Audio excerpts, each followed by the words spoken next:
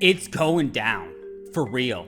Protests have ignited across Iran. Right now, the country is being shaken by the largest organizing of protests in years. And this time, it's tens of millions of people across the country rising up.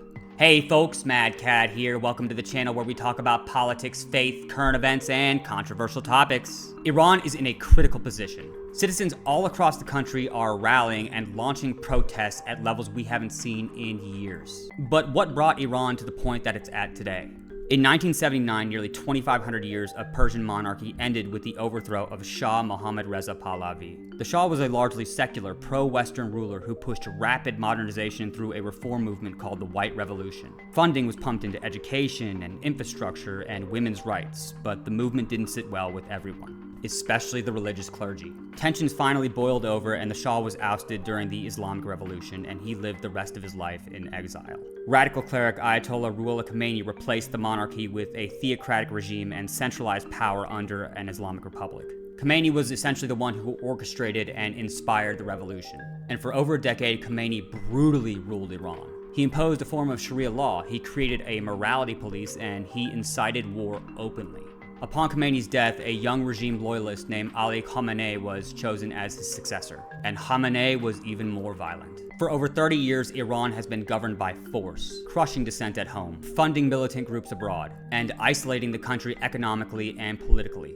But ordinary Iranians are sick of it. In late December, the state currency, the rial, dropped sharply. This is due to sanctions and regional conflict, and it created a great economic whiplash. In Tehran, the capital of Iran, merchants and store owners abandoned their shops to go out in the streets and protest. Now, they were protesting over economic hardship, but it ignited a crisis across the country. But this is hardly the first time that Iranians have taken to the street to protest against the regime.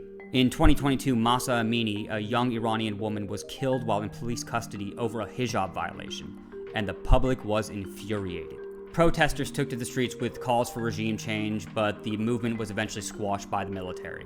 But this time could very well be different. Demonstrations have been organized in over 170 locations across 25 of Iran's 31 provinces. People from all walks of life, merchants, students, the middle class, are in the streets joining together. And naturally, the regime response has been harsh and deadly. Over 20 people have been killed and hundreds have been arrested, and that includes social media advocates and organizers. But the movement is proving difficult to quell. Now, it needs no mentioning that all of this is happening under great regional strain, and that only adds to the pressure put on the regime. And President Trump has already publicly expressed support for the protesters, and he's also said that if they're harmed, that the US will take action. Now, obviously, the American public is very much opposed to getting involved in another war in the Middle East, or any kind of conflict for that matter, but it looks like the Iranian civilians are doing a great job of mobilizing themselves. And at this point, it's a matter of who can hold out longer. Can they maintain this momentum? Can they maintain this traction with the protests? At any rate, this could be the first real shot that Iranians have to determine their fate. So know that Iran isn't just experiencing protests, they are experiencing a potential national upheaval that could change the trajectory of the country and the region. Thanks for watching, folks. Comment, like, and subscribe for more content. Mad Cat out.